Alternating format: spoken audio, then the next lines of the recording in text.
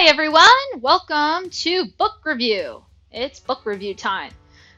This time, Fireside Chat will be a book review on Jenny Cody's first book in her series, The Epic Order of the Seven, which is actually preceded by two prequel books called The Amazing Tales of Max and Liz, the first one of that being the Arc the Reed and Firecloud. I'm going to review them all because I got the newest one and I decided to reread them all, so I'm just going to do a video every time I finish one and talk about it. So they're really good books.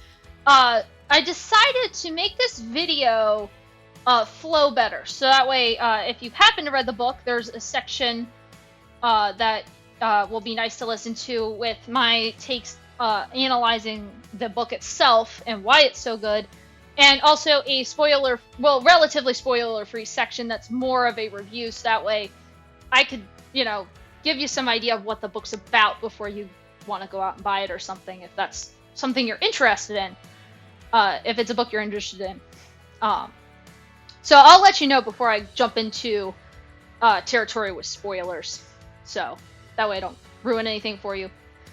Okay, so one more thing is this is a Christian book series and book with some Christian values. In my opinion, that doesn't really matter much. I read a wide variety of books. This just happens to be one I picked up and I loved.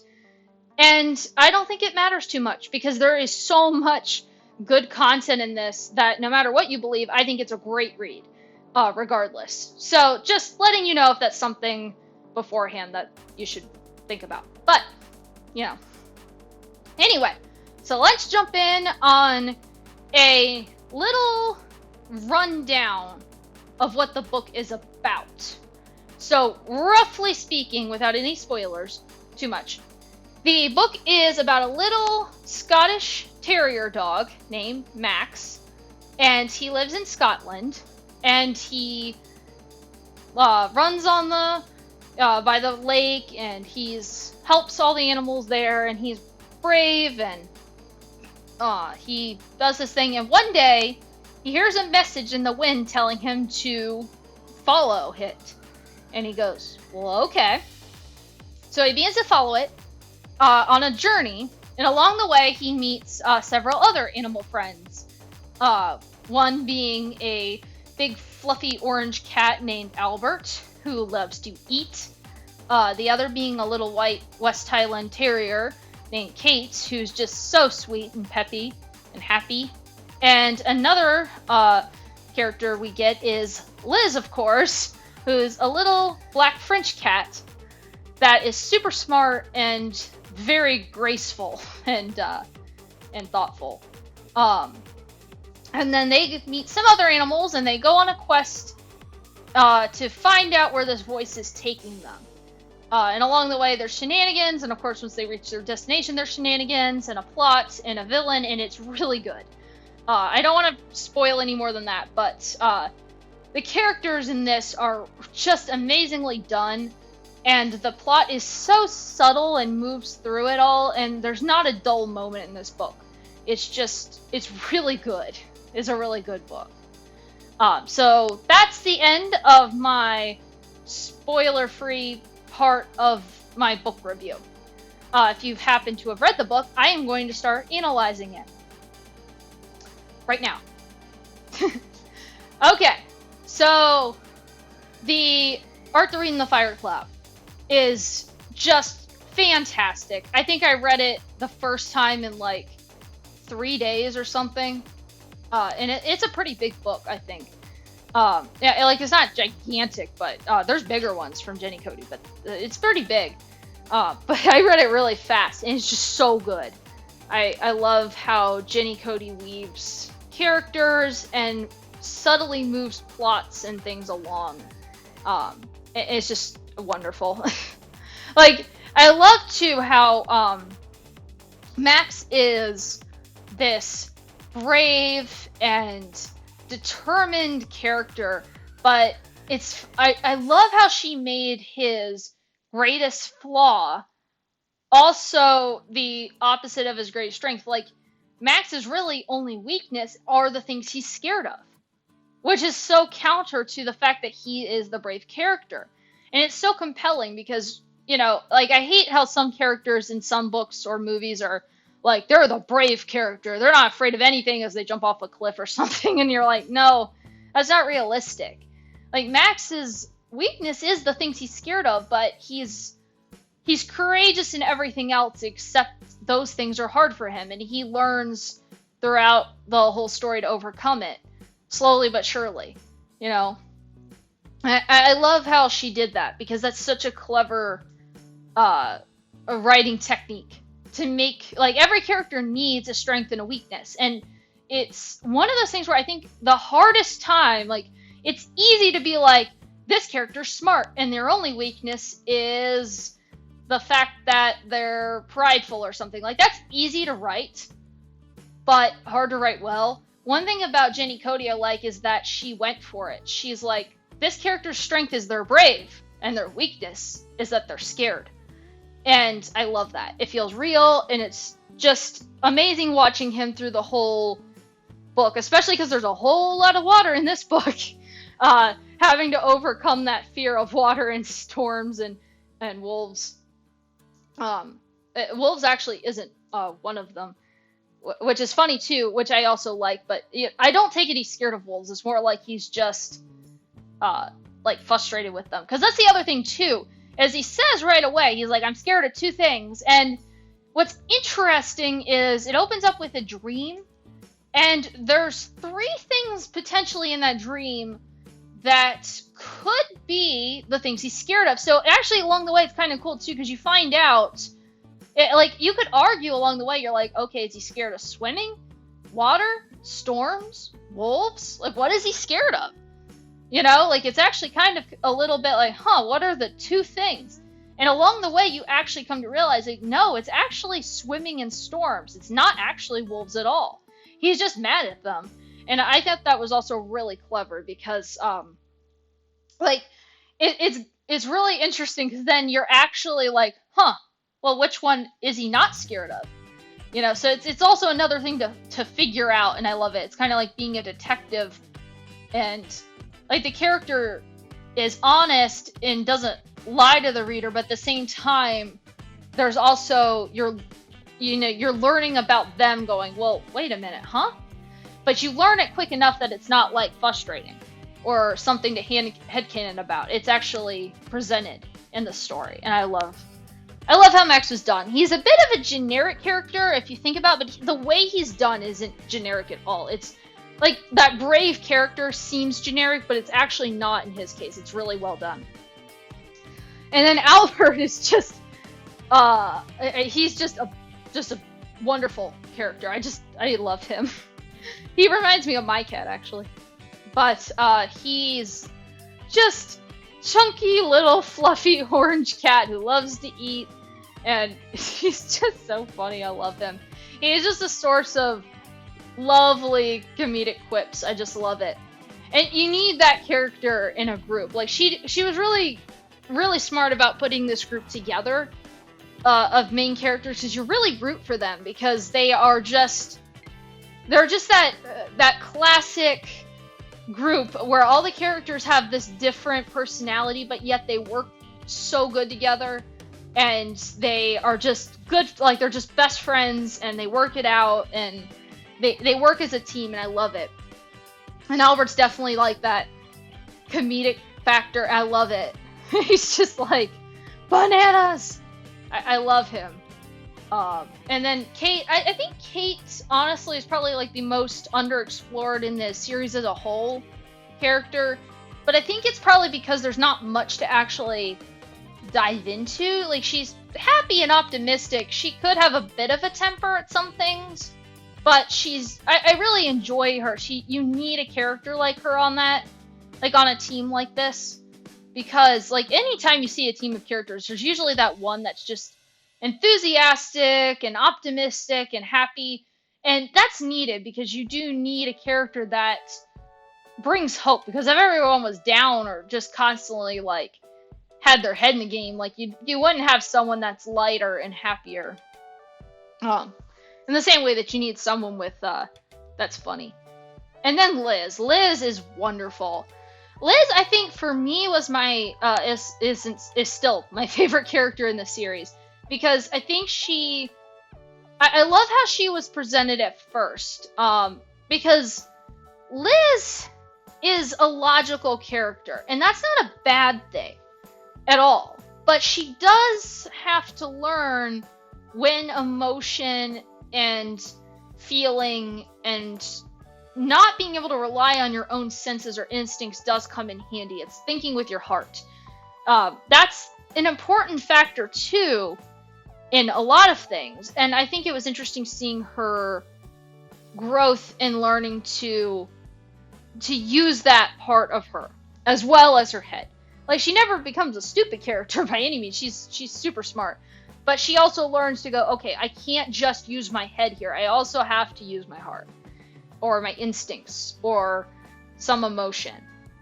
And I liked seeing her grow in that. I think Liz, to me, grew the most. By the end of this book, I felt like she was a very grown and changed character. Max grew too, but he was he just had to overcome his fears, which were awesome to see. I was like, yeah, you go. But at the same time, I feel like Liz, to me, I was the most invested in her learning and growing. When it happened, I was like, I was just tear jerking. I love it. And I love the book. Like, even though more animals get added to their group, I still like how each animal is unique. Each character is unique, and they each have their own little vices and their good points. Like, I love like they all are just very unique and diverse, and I think that's something that's hard to write well. And I really like how she pulled that off. I also love how all the animals have their own little accents. Like, that's just something I think that's so tricky to pull off in a story, and she does it really well. I've learned a lot of French terms for things, and understanding Scottish accents due to these books. It's definitely nice. And there's nice little guides at the back too, so you don't get confused. Like, it could get really confusing because it's an arc full of animals, and like, oh no, which elephant's what again? Which accent does that? Where are they from? What does this word mean? Like, it's so nice how she compiled that all at the back so it makes sense and it feels cohesive and you understand what's going on. It doesn't leave you confused. It allows you to enjoy it and be able to experience it. I like that. And then the arc itself. Oh, I just love how this was done. Like, it's just so whimsical and creative. I just love it. Like, how all the little stalls turn into the different habitats. Because one thing I was concerned about when the book first started, I was like, oh no, the journey is only going to take up just a little over half the book. Oh no, the other half's going to get boring. Because they're just going to be stuck on a boat. I hope she, like, time skips. Or something like that. Because this is going to get boring. But no, it doesn't. All the stalls turn into each animal's habitat.